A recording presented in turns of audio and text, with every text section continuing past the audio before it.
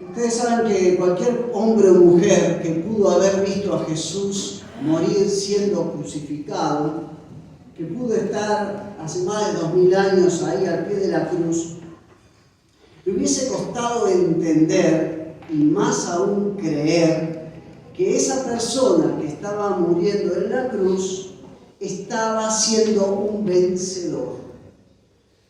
Le hubiera costado mucho creer que una persona que está muriendo al mismo tiempo esté venciendo. ¿Acaso no estaba ahí en parte porque había sido rechazado por su propio pueblo? Quizás no estaba ahí también porque sus discípulos lo habían traicionado y hasta abandonado y lo habían dejado solo. Quizás no estaba muriendo bajo el rigor del Imperio Romano, que estaba ejerciendo su poder y su autoridad. ¿Cómo alguien que está siendo crucificado está venciendo? Como escribiese un famoso escritor cristiano, dice, parecería más bien ser una derrota total lo que uno estaba viendo. Si hay victoria en ese momento, es la victoria del orgullo, los prejuicios, los celos, el odio, la cobardía y la brutalidad. Eso es en apariencia lo que estaban observando todo el mundo. Ahora, cuando uno va a la palabra de Dios, puede escuchar de Dios una visión diferente de ese hombre que estaba siendo crucificado. Fíjense lo que dice Colosenses 2:15.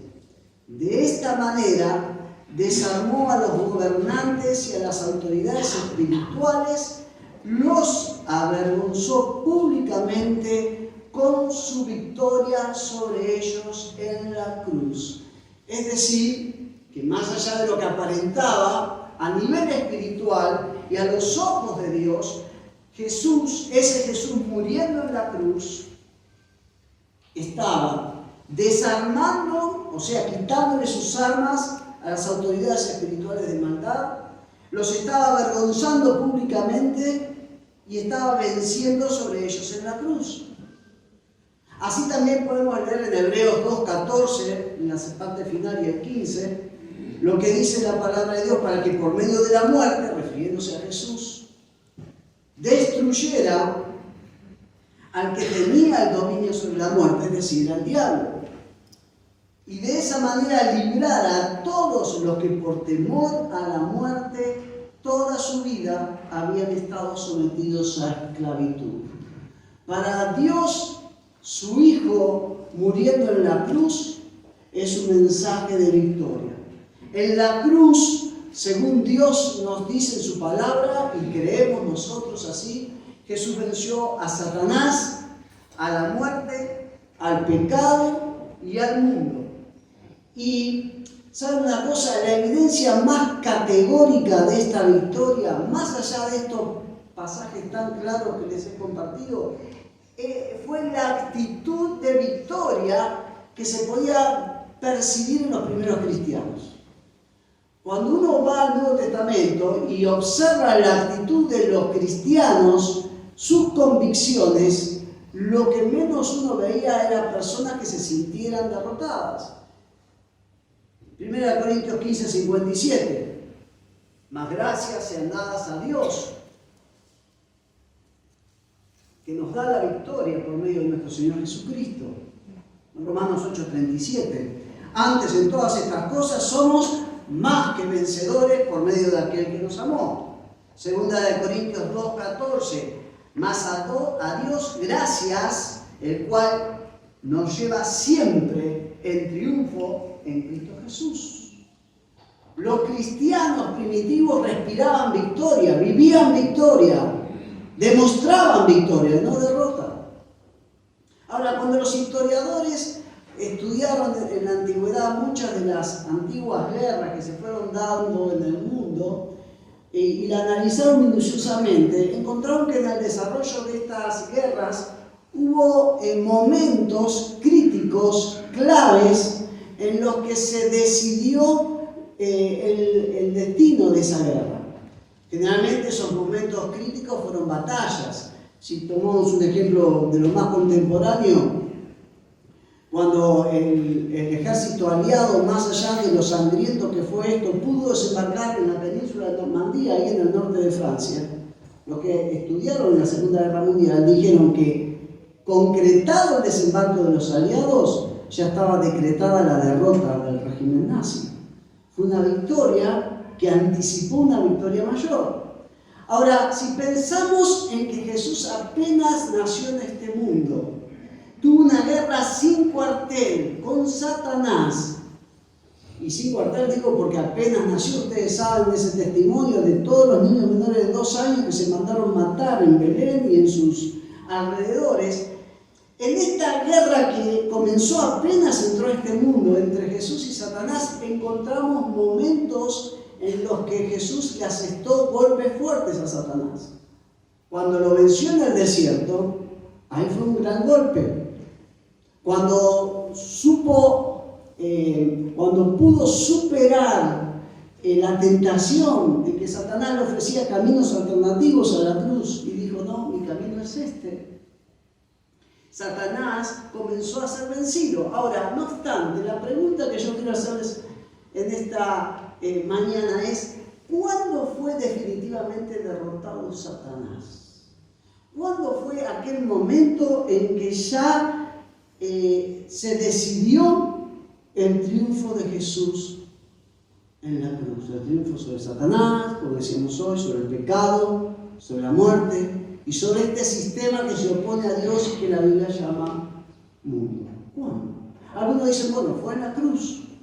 Cuando Él murió en la cruz, al entregar su vida, como diría el apóstol Pablo, al ser obediente hasta la muerte y muerte de cruz, ahí Satanás fue derrotado. Otros quizás se inclinan más por una mañana como la de hoy y dicen, no, cuando Jesús se levantó triunfante de la muerte, ese fue el momento de la derrota definitiva de Satanás. Entonces, si ustedes me permiten, yo quiero agregar un momento que para mí fue el momento decisivo de la derrota de Satanás. Un momento que yo puedo ubicar en los alrededores del Monte de los Olivos. Si ustedes me quieren acompañar, vamos a Mateo 26. Si nos ubicamos en tiempo y lugar, ya a la altura de haberse celebrado la Cena del Señor, Judas ya había dejado al grupo de discípulos y ya seguramente estaba apresurando todos sus preparativos para poder entregar a Jesús por 30 piezas de plata, ustedes lo saben. Pero la palabra de Dios nos aclara luego, en el versículo 36, no va a aparecer en la pantalla, simplemente se los menciono, que cuando Jesús finalizó esa cena en el aposento alto, salió junto con sus discípulos hacia el Monte de los Olivos. Ahí ya son 11 discípulos y Jesús. Se van a un lugar que está en las afueras de Jerusalén, a 1 kilómetro más o menos. En la ladera del Monte de los Olivos había aparentemente un pequeño huerto, un huerto cerrado, cercado, al que Jesús habituaba ir, cuyo nombre era Getsemaní.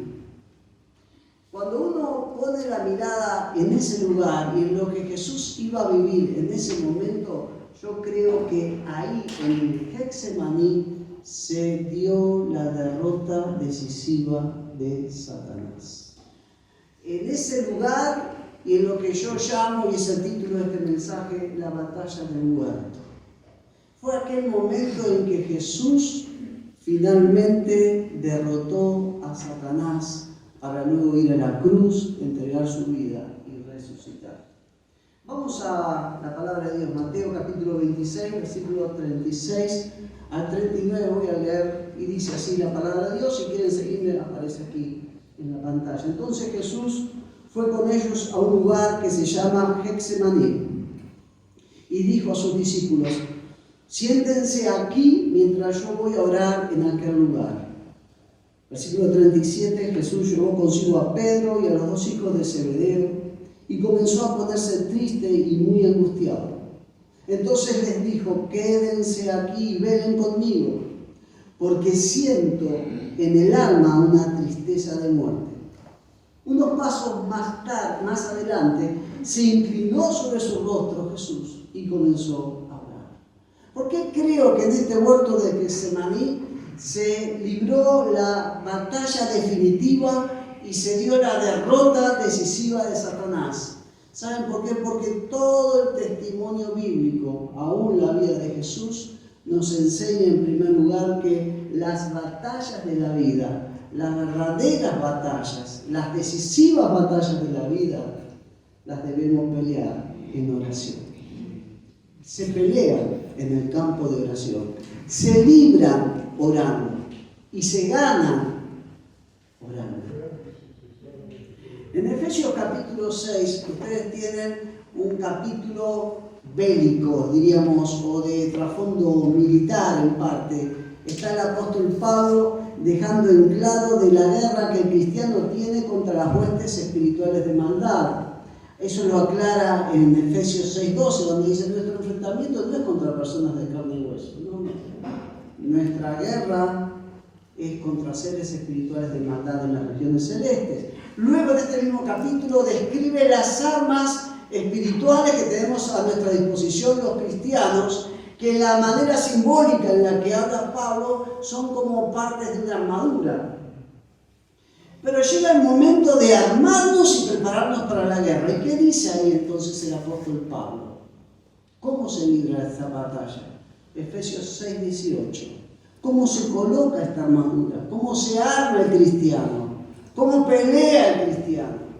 Orando en todo tiempo, con toda oración y súplica en el Espíritu, y velando en ello con toda perseverancia y súplica por todos los santos. Hermanos, nos armamos para las batallas orando, nos preparamos para las batallas orando, pero sobre todas las cosas, peleamos nuestras batallas en oración.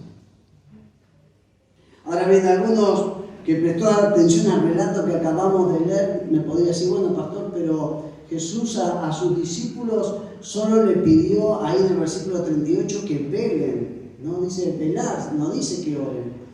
¿Saben? Quiero decirles algo, mi interpretación es que ahí cuando Jesús les dice que velen, también se está diciendo que oren, aunque después lo dice más claro en la segunda orden.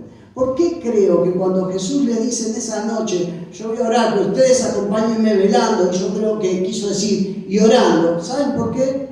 Porque muchos años después, uno de los 3 discípulos que recibió esa orden, uno de ellos era Pedro, escribe en una carta algo muy parecido. Eso ustedes lo tienen en primera de Pedro 5, 8 y 9. Y ahí presten atención a las palabras de Pedro. Porque yo encuentro reminiscencias de palabras de Jesús ahí. Tengan cuidado y estén siempre alertas, pues su enemigo el diablo anda como león rugiente buscando a quien devorar. Resistan sus ataques manteniéndose firmes en la fe. Lo que ustedes acá tienen traducido como estén siempre alertas es lo que ustedes en Mateo 26:38 tienen traducido como la orden de velar, estar despiertos, estar atentos. Es el mismo verbo traducido de una manera o de otra. Es el mismo mandato. Ahora, ¿qué le llama la atención acá ahora de Pedro? Que en ningún momento Pedro menciona la palabra o la acción de orar. Pero se sobreentiende que todo lo que Pedro acá está exhortando, a tener cuidado, a estar alerta, a ver que el diablo está alrededor, a resistir, manteniéndose firme en la fe, todo eso, ¿cómo se cumple? Orando.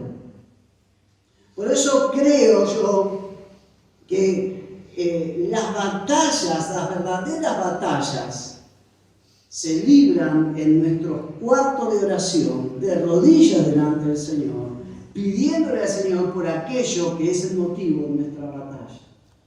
Hermanos, las verdaderas batallas de la vida, así como lo hizo Jesús, se pelean en oración. Alguien dijo: orar es dar el golpe del triunfo.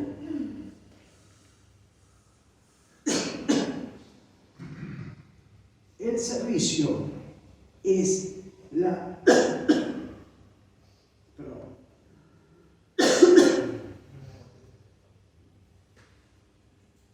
El servicio es la recolección de los resultados. Repito, orar es dar el golpe del triunfo. El servicio es la recolección de los resultados. Pero volvamos por un momento a esa noche. Vamos a Mateo 26, 39. Retomamos ahí en la segunda parte de este versículo 39, donde dice: y decía Jesús: Padre mío, si es posible, haz que pase de mí esta copa, pero que no sea como yo lo quiero, sino como lo quieres tú. Luego volvió con sus discípulos y como los encontró durmiendo, les dijo a Pedro: así que no han podido mantenerse despiertos conmigo una hora. Cuando uno lee las palabras del versículo 39 y lee que sencillamente Jesús lo que le dijo al Padre es: bueno, si es posible, pase de mí esta copa, pero si es tu voluntad, yo la acepto. Uno diría: bueno, habrá estado segundos para decir esto. ¿Cuánto tardé yo? Menos de un minuto. Pero cuando vuelve y le reprocha a los discípulos, ¿qué les dice? Ustedes no pudieron velar aunque sea una hora. La cuenta que uno tiene que sacar rápidamente es que en este primer momento de oración, Jesús por lo menos estuvo una hora orando al Padre. Que está resumido en esas palabras: Padre, la verdad, si es posible, pasa de mí esta copa, pero no sea mi voluntad sino la tuya. Y en ese tiempo, en ese primer tiempo de oración, cuando entonces luego confronta a sus discípulos, uno entiende que Jesús estuvo dedicando esa primer parte de oración para algo muy especial, que fue entender, tratar de tener en claro cuál iba a ser la estrategia de Dios, la voluntad del Padre para esa batalla. ¿Por qué lo digo? Porque en segundo lugar, en esta mañana quiero decirles que las batallas de la vida las peleamos en oración. ¿Para qué? Para entender la voluntad de Dios para tales batallas y sobre todas las cosas, para entenderla, para conocer esa estrategia y, lo que es más importante, luego sujetarnos a ellas. Y esto lo afirmamos porque cuando lo escuchamos a Jesús ya en el segundo tiempo, en el segundo momento de oración, ya su tono es distinto. Su oración cambió sutilmente. Fíjense lo que dice el versículo 42. Mateo 26, 42 dice: otra vez fue y oró por segunda vez y le dijo: Padre mío, si esta copa no puede pasar de mí sin que yo la beba, que se haga tu voluntad. Entonces lo que entendemos es que después de este segundo tiempo de oración, Jesús entendió que parte del plan de batalla del Padre era la cruz, que no había un plan B, que no había otra posibilidad para redimir al hombre si no fuera la misma cruz. Y lo que es más importante, a Jesús no solamente le quedó en claro esto, sino que en oración se dispuso a obedecer a Dios. Y esto es lo importante: conocer lo que Dios quiere, pero sobre todo después llevarlo al apunte y disponernos a obedecer eso que es lo que Dios quiere. Si salteamos unos versículos y llegamos a Mateo 26, 34, podemos leer lo siguiente: entonces los dejó y volvió a irse. Por tercera vez oró con las mismas palabras. O sea, ¿cuáles son esas palabras? Padre mío, si esta copa no puede pasar sin que yo la beba, que se haga tu voluntad. Y lo mismo: Señor, entiendo que esta es tu voluntad, este es tu plan de batalla para esta batalla, y yo te pido que se haga realidad ese plan, que se cumpla tu voluntad, así como decíamos en el Padre Nuestro: así como se hace tu voluntad en los cielos, bueno, Señor, hacela en mi vida. Hermanos, cuando le decimos eso al Señor, pueden pasar cosas maravillosas en nuestra vida. Tan sencillo como eso, como decirle: Señor, entiendo que tu voluntad es esto o lo de más allá. Señor, que se haga tu voluntad en mi vida. Y el Señor puede hacer milagros. Ustedes saben que hay otro pasaje en la Biblia que la mayoría de los que estudian el Nuevo Testamento creen que se refiere al Getsemaní. Ese está en la carta a los Hebreos, capítulo 5. Dice ahí la palabra de Dios. Cristo, en los días de su carne, escuche bien, habiendo ofrecido oraciones y súplicas con gran clamor y lágrimas, al que podía librarle de la muerte, fue oído a causa de su temor reverente. Si dejamos ahí la lectura, decimos, bueno, zafó de la cruz entonces Jesús. Porque acá nos está diciendo que por su temor reverente fue oído. Pero ¿cómo sigue diciendo la palabra? Versículo 8 de Hebreos 5. Y aunque era hijo, aprendió obediencia por lo que padeció. ¿Y cómo le respondió entonces el Padre al Hijo? Le respondió dándole el poder de obedecer su voluntad, por más difícil que esto sea. Jesús tuvo la capacidad, el poder, la gracia para sujetarse al plan de Dios con todo el sufrimiento que eso implicaba. A partir de Mateo 26, pero el versículo 45, cuando Jesús regresa ya del tercer momento de oración, porque estamos hablando de 3 tiempos que él tuvo ahí en el jardín de Getsemaní, comenzamos a comprobar que hay una diferencia entre aquel que enfrentó esa crisis en oración de sus discípulos que se quedaron dormidos. Se empieza a notar una diferencia. Fíjense, dice la palabra de Dios, Mateo 26, 45 y 46. Entonces vino a sus discípulos y les dijo, dormid ya y descansad. He aquí ha llegado la hora y el Hijo del Hombre es entregado en manos de pecadores. Levantaos, vamos, ved, se acerca el que me entrega. Estas palabras hay que tratar de interpretarlas correctamente, porque si no podemos creer que Jesús cae en una aparente contradicción. ¿Por qué lo digo? Porque en el versículo 45, ¿qué les dice a los discípulos? Duerman y descansen, ¿sí? Y en el 46, ¿qué les dice? Levántense y vamos. Si no fueron a los discípulos, está ahí medio reclinándose, ¿qué hacemos? ¿Nos acostamos o salimos corriendo? ¿Cómo es esto?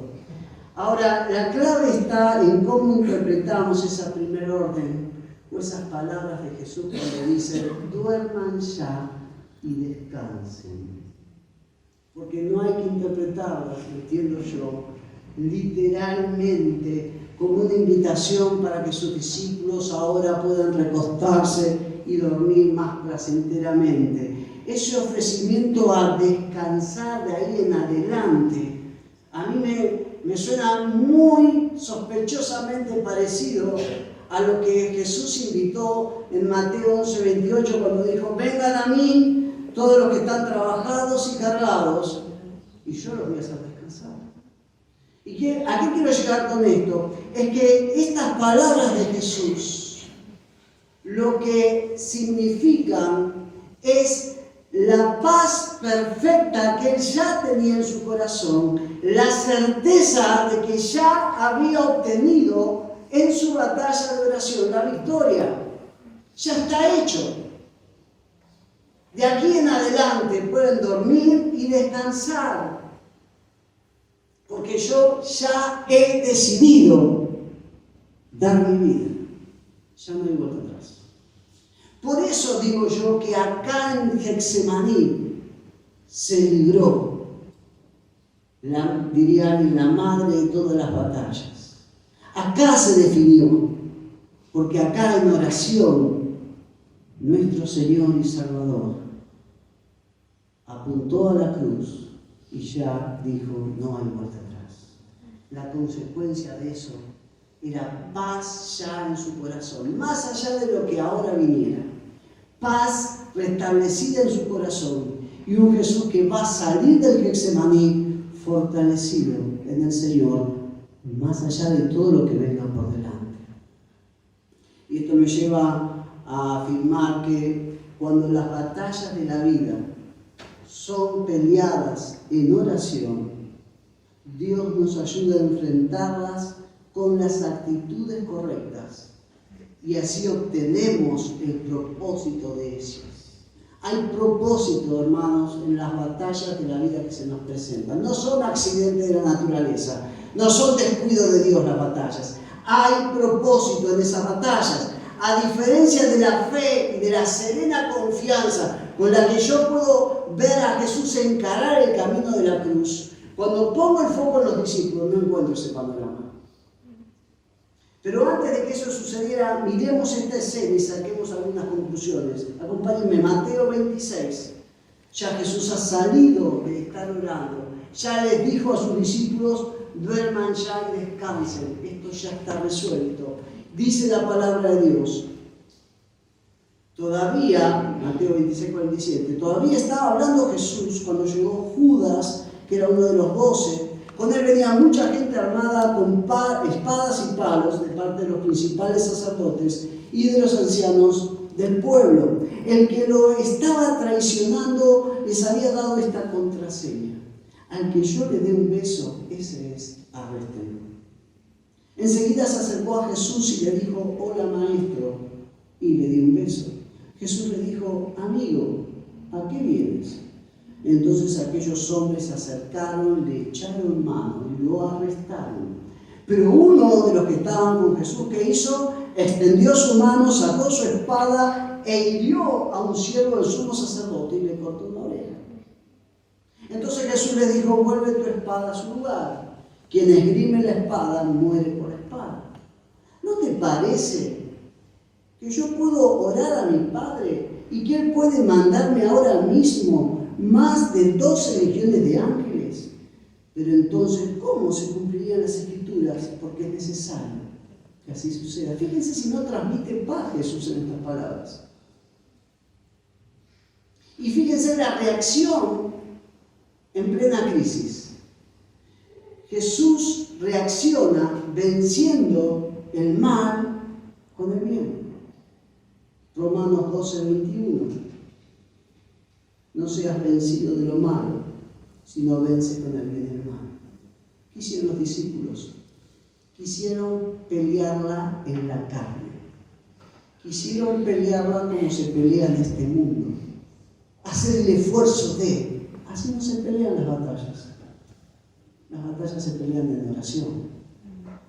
No es con ejército, no es con espada, sino con mi espíritu, dijo el profeta.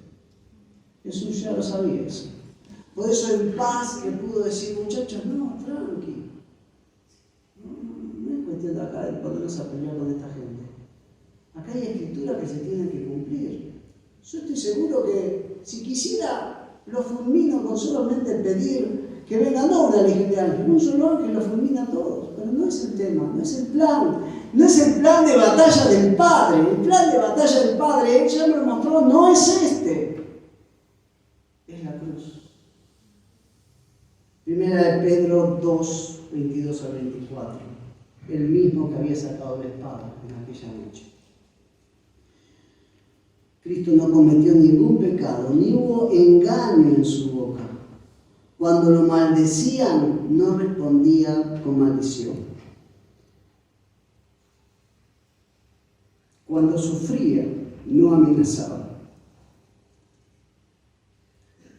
sino que remitía su causa al que juzga con justicia.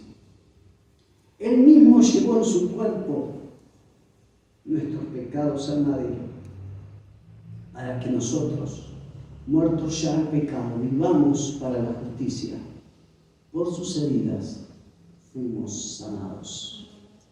Hermanos, seguimos a un líder que cuando lo agredieron no respondió con agresión.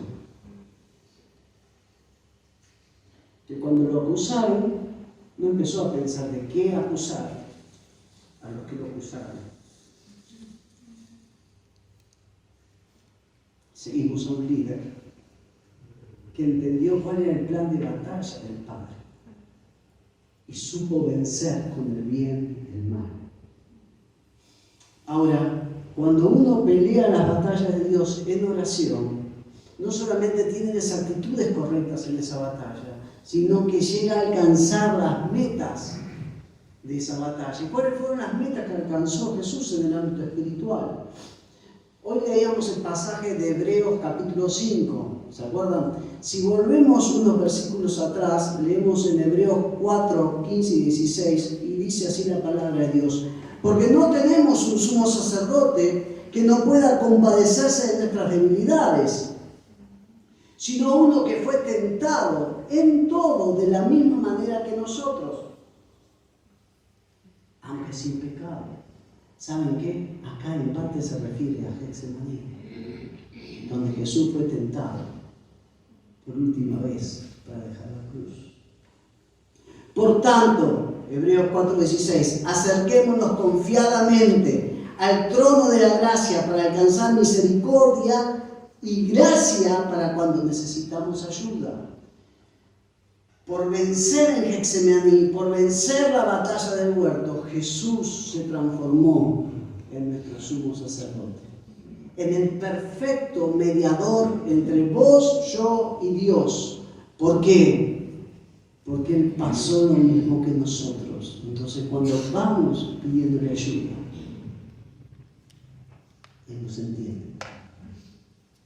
La batalla del huerto lo transformó a Jesús en el verdadero y eterno sumo sacerdote. Pero si volvemos a 1 Pedro 2:24, repasamos, dice: el mismo llevó en su cuerpo nuestros pecados al madero, para que nosotros, muertos ya al pecado, vivamos para la justicia. Por sus heridas fueron ustedes sanados. En la victoria, en esa batalla en el huerto, Jesús consiguió también la salvación de todo aquel que cree en Él. Y es esta salvación que hoy estamos extendiendo a todos aquellos que quieren comenzar algo nuevo en sus vidas. Es un nuevo comienzo que Dios ofrece a la vida de cualquier hombre o mujer que está cansado de su propia vida, que está agotado de sus propios fracasos, que está saturado de querer hacer las cosas bien y que le salgan mal. Para estos hombres y mujeres, por la victoria en el huerto, por la victoria en la cruz y por vencer a la tumba al tercer día, hoy usted puede recibir de Dios un cambio de vida, salvación, perdón de pecados, como hemos recibido cada uno de nosotros. ¿Qué hay que pagar? Nada. Para nosotros es gratuito. Pero no tengo que andar explicándole que para Dios no lo fue. No tengo que andar explicándole a esta altura del mensaje lo que Jesús tuvo que pagar para que yo hoy le pueda decir que si usted cree en Jesús como el Hijo de Dios y como quien murió en la cruz por nuestros pecados, usted puede ser salvo. Las batallas de la vida, hermanos, las peleamos en oración. Si queremos vencer en esas batallas, debemos pelearlas en oración. Si queremos conocer la estrategia del Padre, la voluntad del Padre de cómo pelear esa batalla, debemos pelearla en oración. Si queremos alcanzar la meta, la ganancia de esas batallas, como decíamos hace unos mensajes, el botín de ganancia espiritual de esas batallas, debemos pelearla en oración. Pero no podemos pelearla si Jesús no está en nuestra vida. Por eso yo quiero terminar este mensaje animando a aquellos que todavía nunca lo han hecho, a que en esta mañana puedan tomar una decisión de fe, de empezar a creer que Jesús vive, que tiene poder, que nos ama y que en la cruz Él pagó y obró nuestra salvación eterna. Yo los invito a inclinar nuestra cabeza. Vamos a hablar con Dios.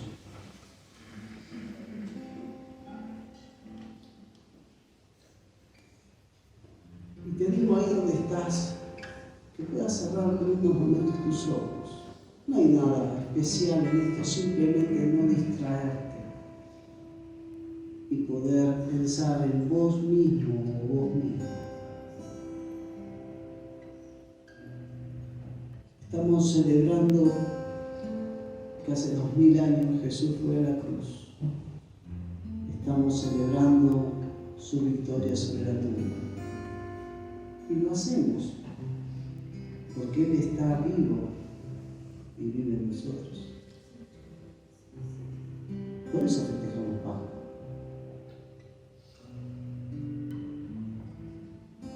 Y yo te digo no solamente a que celebres Pascua, sino que celebres una nueva vida.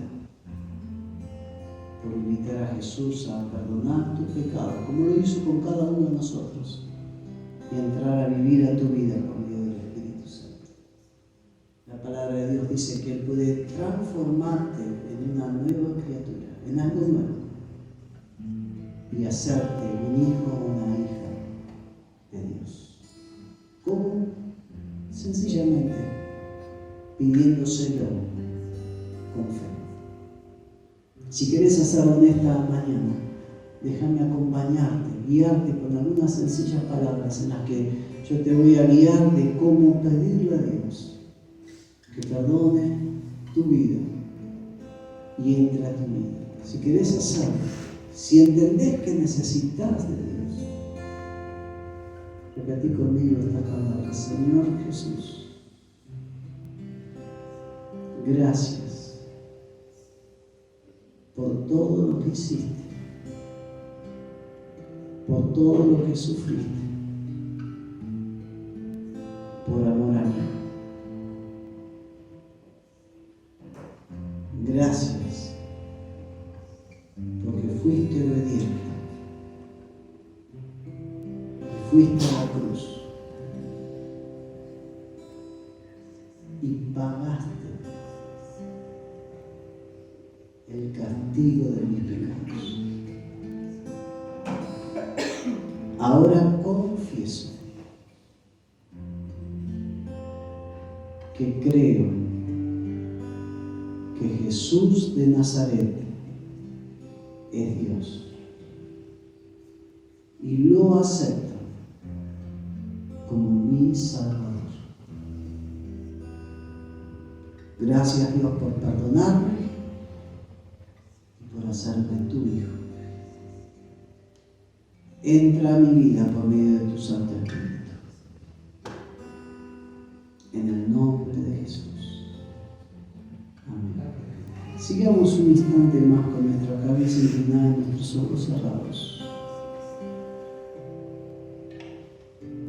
Y sencillamente, mientras estamos en esta actitud de búsqueda de Dios, quisiera orar por aquellas personas que me han acompañado en esta oración, pero lo han hecho creyendo en lo que estaban haciendo, lo han hecho pensando en que Dios estaba escuchando. Quiero decirle que justamente Dios escuchó esa oración, si la has hecho de corazón, la contestó, te perdonó, te ha hecho un hijo o una hija de Él. Simplemente yo quisiera orar por tu vida, si es que has tomado esta decisión. Por eso solamente los que han hecho esta oración, pero por primera vez, y esto es algo entre vos y Dios, yo te invito a poder levantar tu mano para que pueda orar por tu vida. Solamente si has hecho esta oración. Si no has hecho esta oración, no levantes tu mano, porque levantar la mano no hace nada, es solamente la oración. Dios te bendiga. Puedes bajar tu mano. Dios te bendiga. Dios te bendiga. Puedes bajar tu mano.